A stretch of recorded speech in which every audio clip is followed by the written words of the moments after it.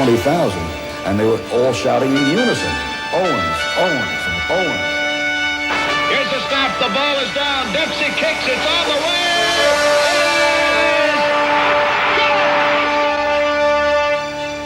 Here's the pitch by Downing. Swinging. There's a drive into left center field. That ball is going to be out of here.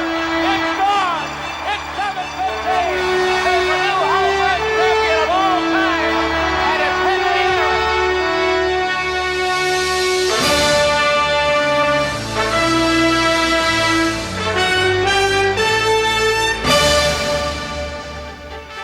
Hello, I'm Chris Collinsworth, and welcome to the Record Breakers of Sport. You know, when you think about it, record keeping has always been the yardstick of sport.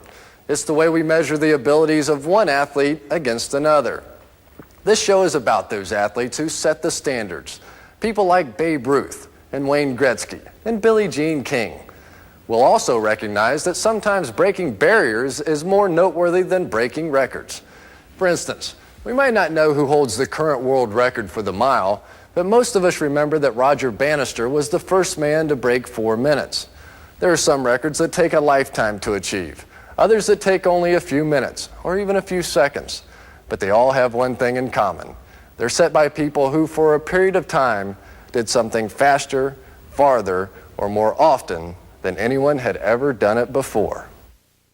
Human record breaking is inevitable, and the human spirit is indomitable. I believe that if there are records to be broken, someone somewhere will try to break them. And in order to do that, he or she will make sacrifices. For England's Roger Banister, sacrifice meant postponing his study of medicine at Oxford University to train instead to be the world's first sub-4-minute miler. I knew that it was possible to run a 4-minute mile. My knowledge of physiology indicated that there was no reason why somebody could run a mile in 4 minutes and 1 second and not in 3 minutes and 59 seconds. So I knew it was possible, and the barrier was of a psychological barrier than a real physical barrier. Banister had flirted with breaking the 4-minute mark on several occasions.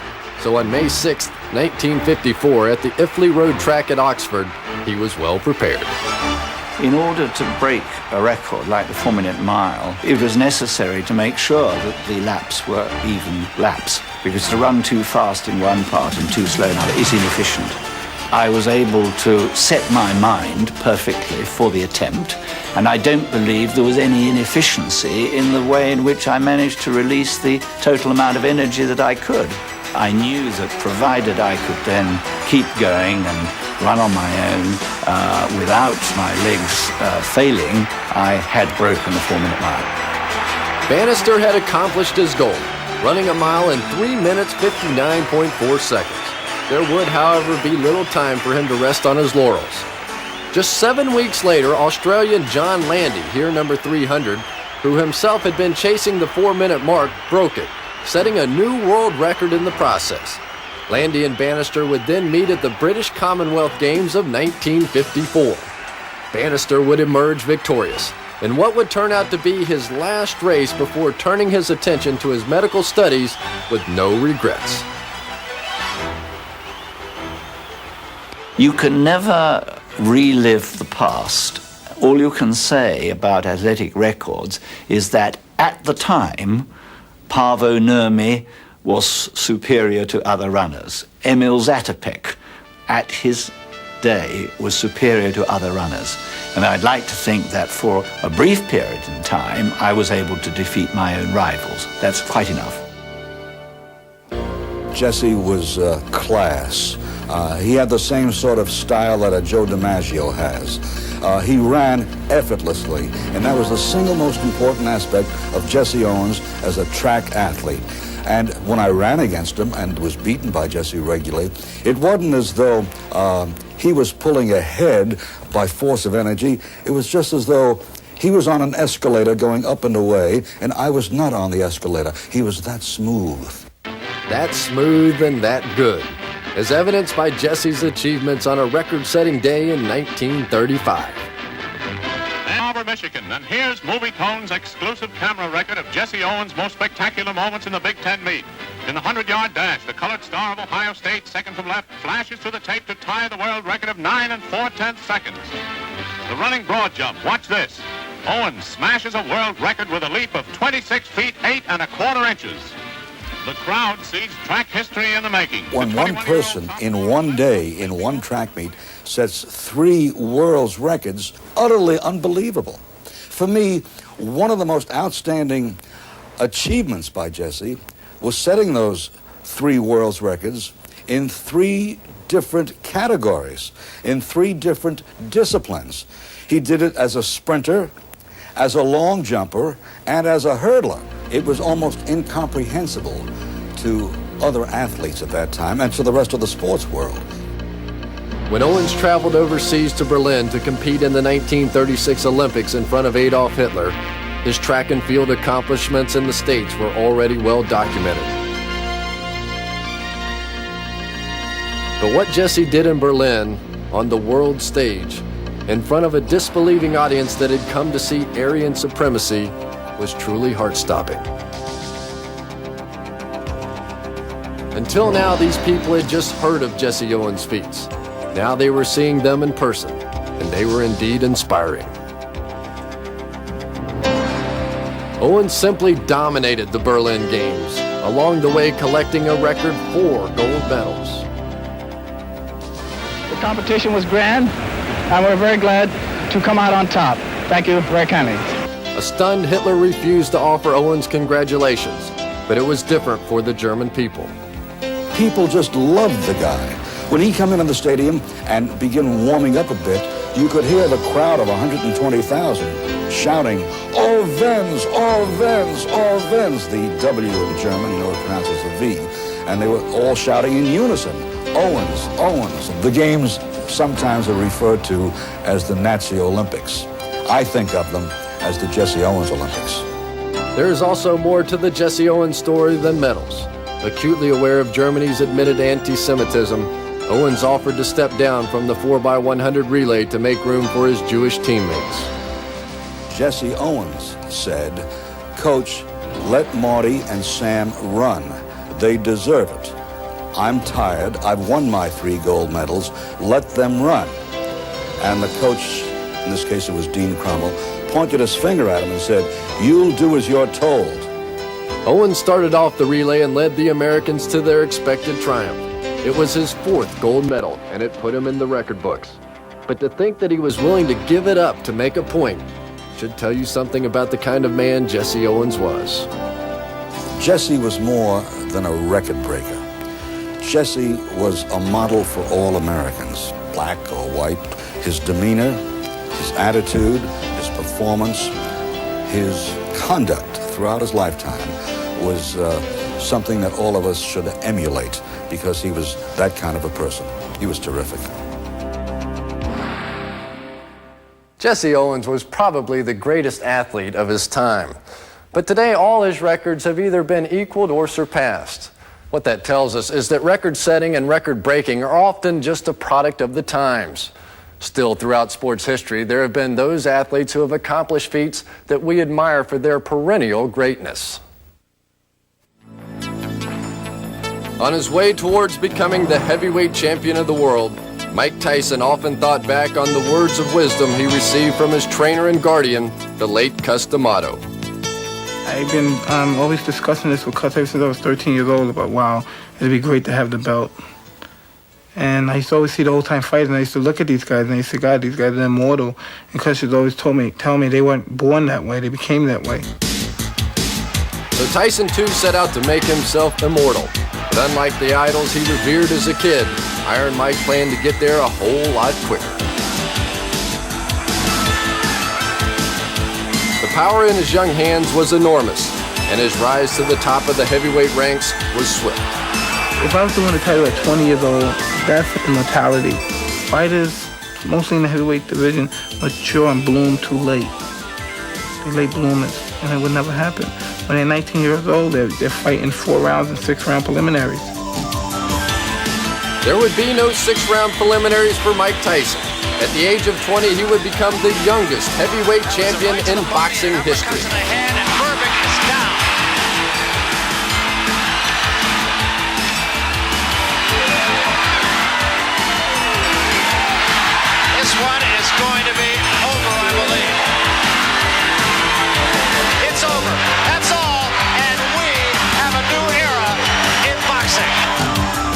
I was coming to destroy and win the heavyweight championship of the world, which I've done. And I'd like to dedicate my fight to my great guardian, Cus D'Amato, and I'm sure he's up there and he's looking and he's talking to all the great fighters and saying his boy did it.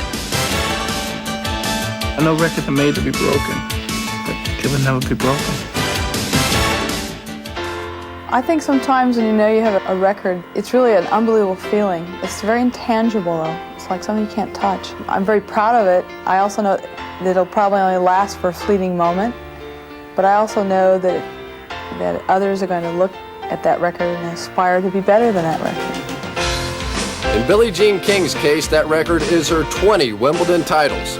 It all started in 1961 when she won the doubles championship. But even when she captured the singles title for the first time in 1966, Billie Jean still didn't foresee the future.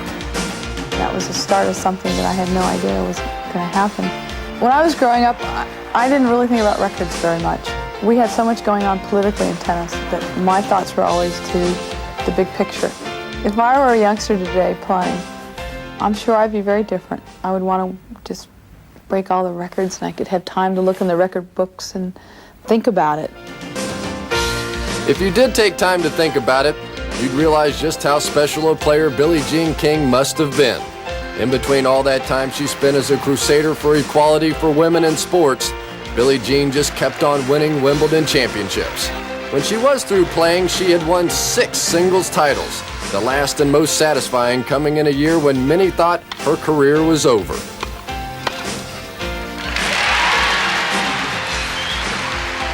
1975. No one gave me any chance to win the title.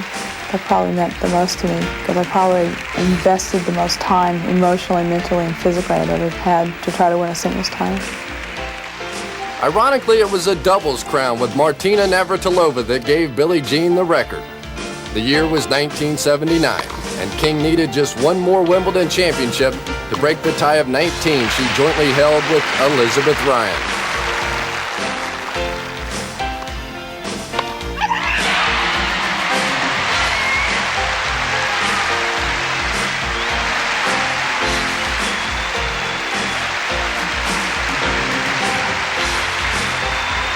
Another chapter now written by Billie Jean King.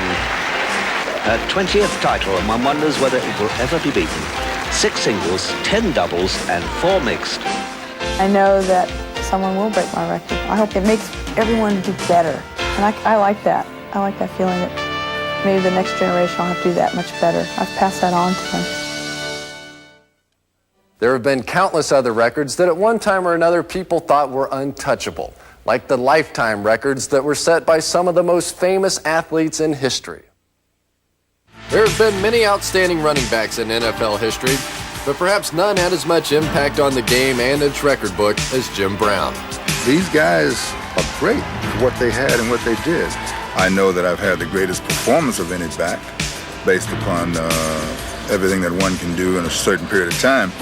But you cannot go around saying you are the greatest. And if you're the greatest, or you're the greatest forever, or you're the greatest for that day, I don't really need that. And I don't rely upon what people tell me about what I did. I know what I did, and I know what I didn't do. More than anything else, what Jim Brown did was to establish a work ethic that the NFL's other great backs have always strived to live up to. I have to battle guys weighing 260 pounds that's trying to take my head off. And that's a battle of physicality and will. And if you're not a warrior, they're going to break you. The closest thing to war that I know, without shooting guns. But since I had a few weapons to utilize, it was just a part of the game. There are times when you get hit with tremendous force, but you weren't afraid of that. You were afraid of not succeeding in what you were trying to do. Jim Brown's success could be seen in his career and single-season rushing records. And even though he was often maligned for being a loner, there was a purpose to his plan. You have to be isolated to come and together all of your forces to be able to perform your individual task. And as a star of the team, there was great expectation of me. A lot of times when people criticize me or try to hurt me, it makes me stronger because I take that and I run it through my system and then I throw it back at them. And that force is awesome. Awesome enough in Brown's case to be the NFL's all-time leading rusher when he retired in 1965. I'm proud to have performed on a certain level. Starting in the 50s when racism was flourishing, I was proud to maintain my dignity and my freedom under those circumstances and to deal with the physicality, emotionalism, and the mental aspect of it, and to be able to leave at a time when no one thought I should and never to come back. I'm proud of all of that.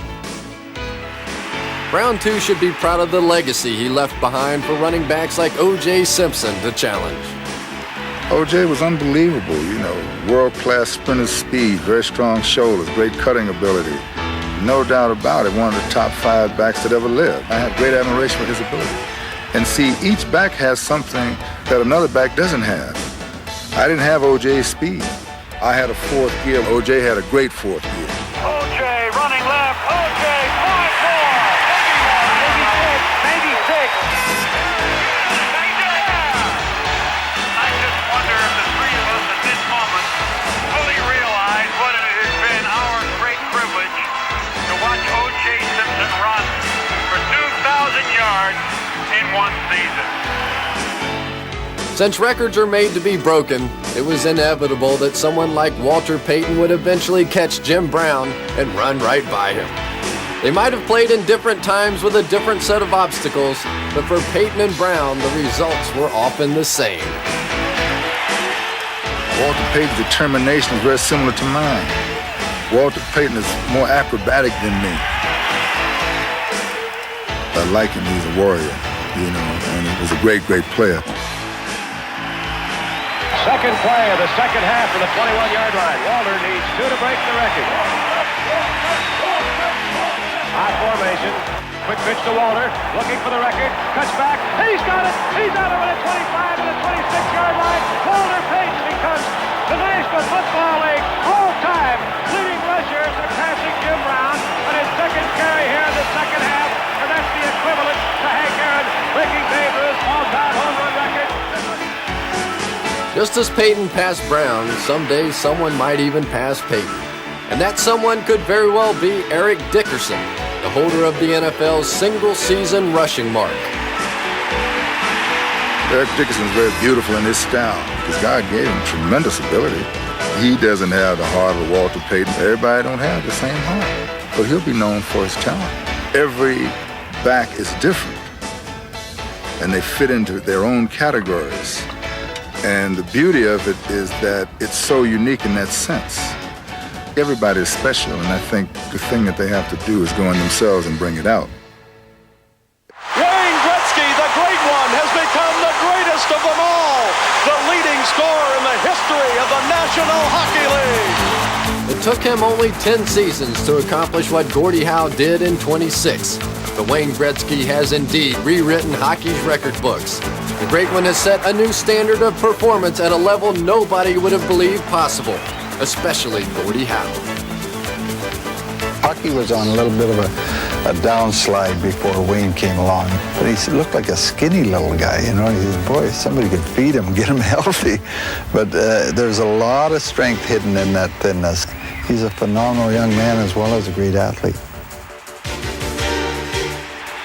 Wayne now owns nearly every single-season NHL scoring mark, including the one for most goals, which he set in 1982.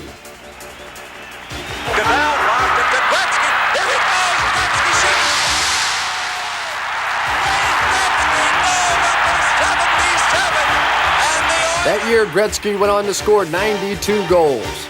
Stanley Cups followed, and after a change of uniform, so did the NHL's all-time career scoring mark, which he set in 1989. Minutes to go in the game. Low, clear to the blue line, held in by Duchesne. Duchesne's pass in deep to Taylor to Gretzky. He scores! He's done it! You look back and they said nobody had touched Rocket's records, and then they said, oh, nobody had touched my records, and he didn't touch them, he smashed them. He went right on by. I think he's going to build it up to a point, unless something, rules are changed in the game of hockey, nobody should even touch him. Will someone catch Wayne Gretzky? Only time will tell. Meanwhile, the great one keeps right on going, rewriting the record book every chance he gets.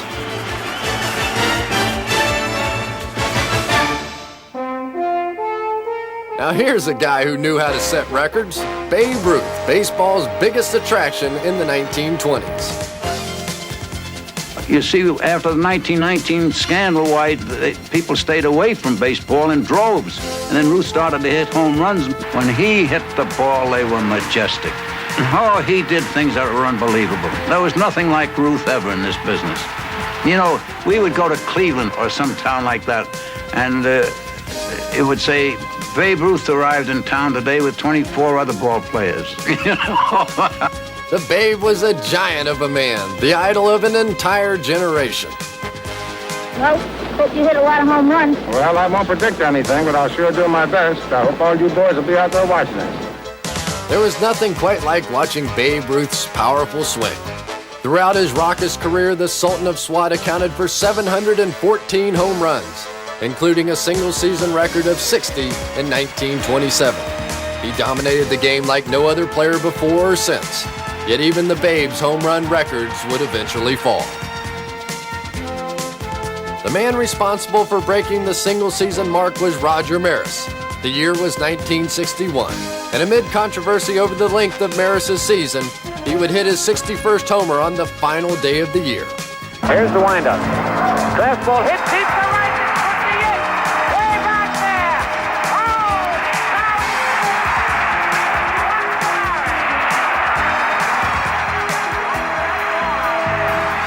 and they want Maris to come out and take another foul. He does. And if his teammates are pushing him out there, he wants to get down. They won't let him. I always thought about athletes. You know, I always wanted to play some type of sport. You know, one thing that I always felt like my mother never worried about me when 7 or 8 o'clock come when dusk came, because she either could find me in the front room or out somewhere playing baseball. In the majors, the best place to find Hank Aaron was running around the bases, because he could sure hit home runs. A quiet and unassuming man, in his day, Hammerin' Hank might not have gotten the attention of a Willie Mays or a Mickey Mantle, but he was the one who would eventually catch Babe Ruth.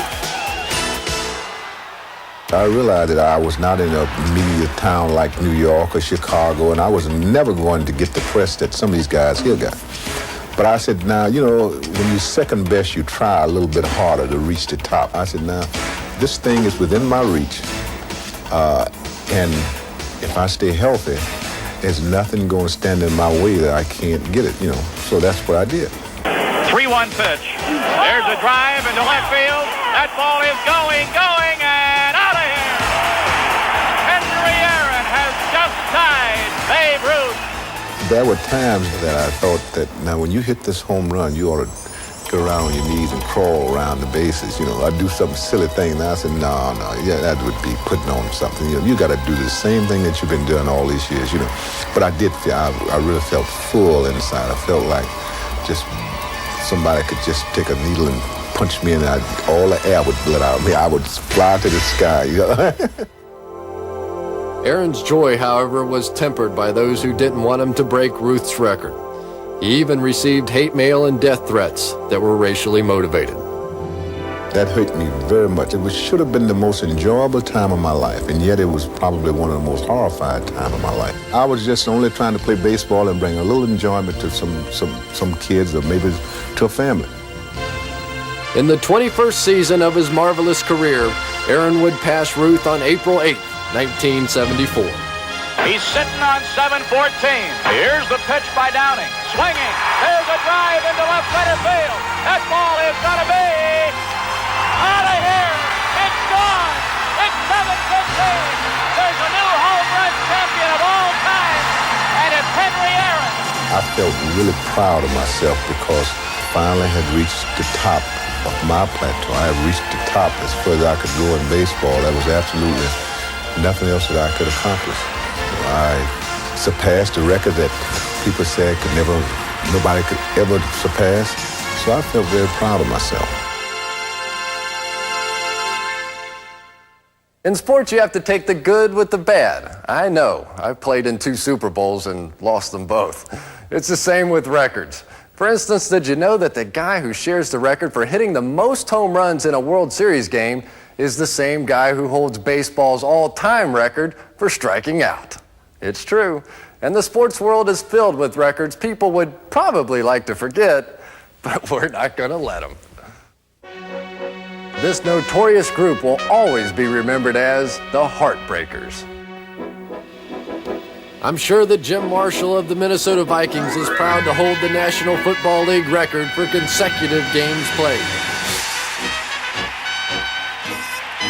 I'm equally sure he's not proud of another record he holds, one he set in 1964, the most yards run the wrong way with a fumble. 30-yard line, Kilmer driving for the first down, loses the football. It's picked up by Jim Marshall, who's running the wrong way. Marshall is running the wrong way, and he's running it into the end zone the wrong way. Thinks he scored a touchdown. He has scored a safety. I wouldn't worry about it too much, Jim. You had a wonderful career. And come to think of it, you could have been in Don Baylor's shoes. In his baseball lifetime, Baylor was hit by a pitch a record 244 times, including 28 in 1977 alone. Ouch. I can sure think of better ways to make a living. Now here's a guy who had a different sort of knockout punch, Reggie Jackson, the home run hitting outfielder whose titanic blast knocked the lights out of many an opponent. In his career, Reggie hit 563 homers to rank 6th on the all-time list.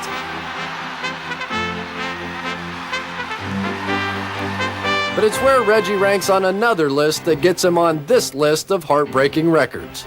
See, Reggie struck out 2,597 times in 21 seasons, and that happens to be an astounding 661 more times than the next most whiffable player.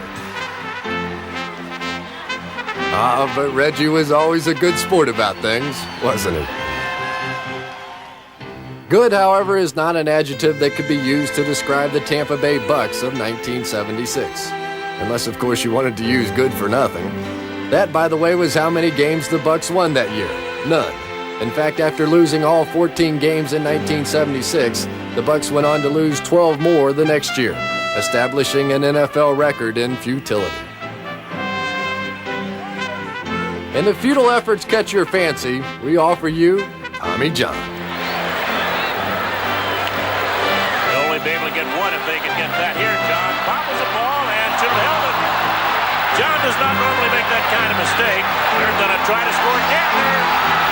And Tommy's 3 errors on one play. Don't you think there should be some sort of penalty for that? And speaking of penalties, how about Dave Schultz, who set the NHL record for most penalty minutes in a single season? But the time Schultz spent in the penalty box must have seemed like a vacation if you compared it to the time Casey Stengel spent in the dugout with the 62 Mets. And it's been outstanding the way every player on this team is put out in this spring training camp. And if you can continue that way the rest of your life, you're all going to be successful in baseball. Talk about misguided statements. Casey Stengel sure didn't know his players very well. In 1962, his New York Mets were decidedly unsuccessful, losing a record 120 games. Well, at least the Mets were entertaining, especially the old professor himself. As soon as the kid could talk, he started to say Metsy, Metsy, not Papa, not Mama, Metsy, Metsy, Metsy. So that's what they are. They're now singing the kids Metsy, Metsy, Metsy. See, when they want food and everything. So the babies are even started. We got them from 4 years on. We got them from 10 years on, 15 years on, 18 years on. Casey was sure in the league by himself. Just like some of the records that have remained unchallenged for years. They're the kind of records that seemed incredible enough at the time, but it's their longevity that has made them all the more remarkable. And while nothing in life or sport is ever a certainty, you have to wonder if some of these records just might stand forever. That philosophy of there's no such word as can't was developed to me by my father. And he taught it to me the hard way. Every time I'd say I can't, he'd thump me up the side of the head, like you thump a watermelon to find out if it's ripe. And he'd say there's no such word as can't. He says, you may have to do it differently than someone else, but you can do it. In Tom Dempsey's case, doing it meant kicking field goals for the New Orleans Saints. It was a remarkable achievement for a man born without a right hand or toes on his right foot. But Dempsey not only survived as a kicker in the NFL, he excelled. and would eventually kick the ball farther than any other man in the history of professional football. Tom Dempsey will try to kick the longest field goal in National League history. I thought I could make the kick. I was young, strong, and stupid at that time. So I thought I could kick the ball. In fact, I knew I could kick the ball 65 yards. The only question is whether I could kick it straight 63 yards. Scarpetti will hold. Here's the snap. The ball is down. Dempsey kicks. It's on the way. It is good. It's good. It's good. The Saints have won. The Saints have won. It took weeks or months to really settle in because, being young, all I could think of after I kicked it was, are we going to have a party tonight?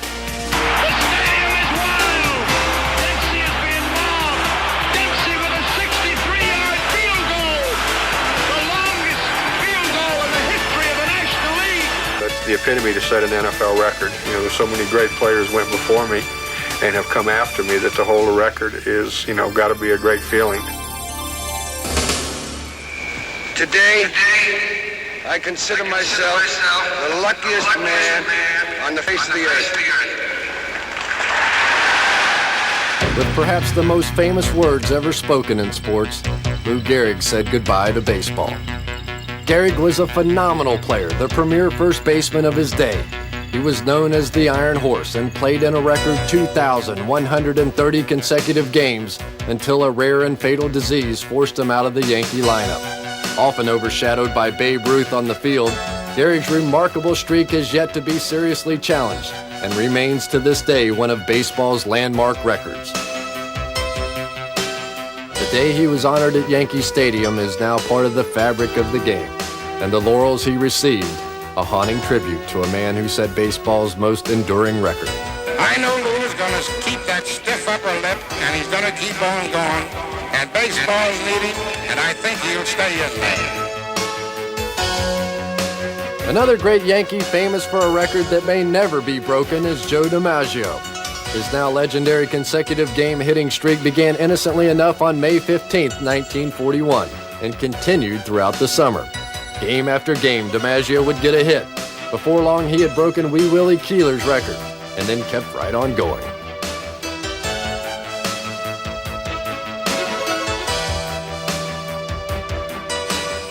The pressure was enormous, but time after time the Yankee Clipper would come through with a hit when his streak was on the line. It was a testament to his will and concentration. Ultimately, DiMaggio's streak reached 56 games before he was finally stopped. Joe, on behalf of Fox Movie Tone News and the ball fans all over the country, I want to congratulate you on breaking that record. Thanks a lot, Paul. In the years since, only one other player has hit in even more than 40 consecutive games. A big reason to believe that Joe D's record may never be broken. When Bob Beaman was growing up, the only thing that kept him out of jail was his grandmother's promise to a judge that she would keep him in line. She encouraged Bob to participate in sports, and it was through that competition that Bob Beaman channeled his emotions and achieved goals that would far exceed his expectations.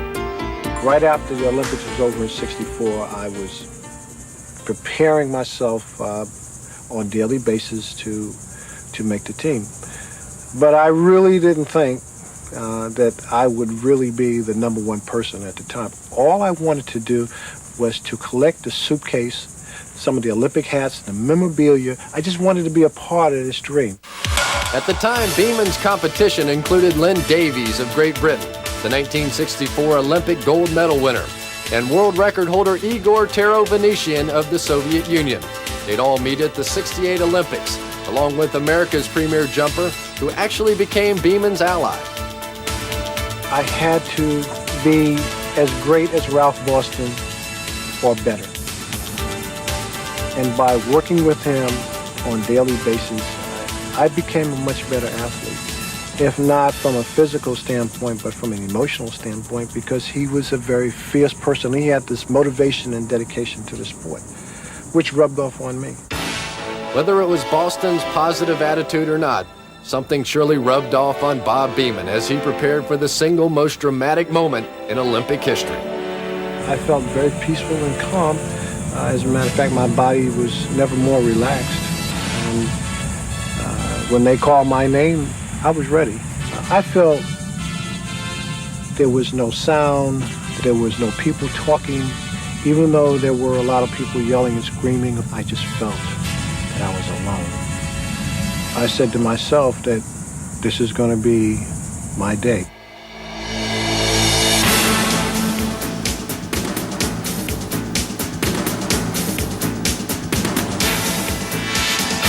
When Bob Beaman finally landed, he had broken the existing world record by nearly 2 feet. His jump was astounding, and his mark of 29 feet 2.5 inches is perhaps the most miraculous record in sports history. I just put it all together on the podium where we were receiving our awards. And I remember my grandmother really saying to me that I'm going to do my best to the judge to keep him straight. That wasn't in vain. I moved on. I said I moved on to the highest achievement that any individual could ever receive in amateur sports, and that is to be the gold medal winner at the Olympic Games. I think what made Bob Beaman's jump so astounding was that he was able to jump so much farther than anyone had before. Perhaps, though, all Bob Beaman really did was delay the inevitable. While we say records may never be broken, we're also aware that, as Yogi Berra once said, you should never say never. In fact, records are meant to be broken. And as long as there are goals to be reached and standards to be topped, athletes will try to do so. I can't tell you if we'll be around to see the next Martina Navratilova or Mark Spitz, but I can tell you with a reasonable amount of certainty, they will eventually come. And then the next generation of record keepers can wonder whether or not someone will come along to break their records. For the Record Breakers of Sport, I'm Chris Collinsworth. Thanks for watching.